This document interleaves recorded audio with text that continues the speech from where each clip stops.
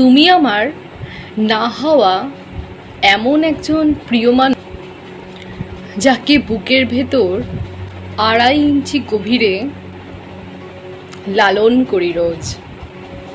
তুমি আমার সবচেয়ে কাছের, ছোঁয়াছে সুখের অসুখ,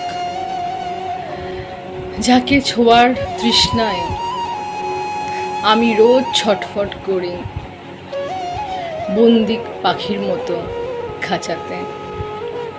আমি রোজ ঘুম ভেঙে মনের আকাশে তারার মতন তোমার মুখ খোঁজার চেষ্টা করি, কারণ হাজার ব্যস্ততাও আমাকে তোমায় ভুলে থাকতে দেয় না যে। তাই কে বলে মানুষ সব সইতে পারে?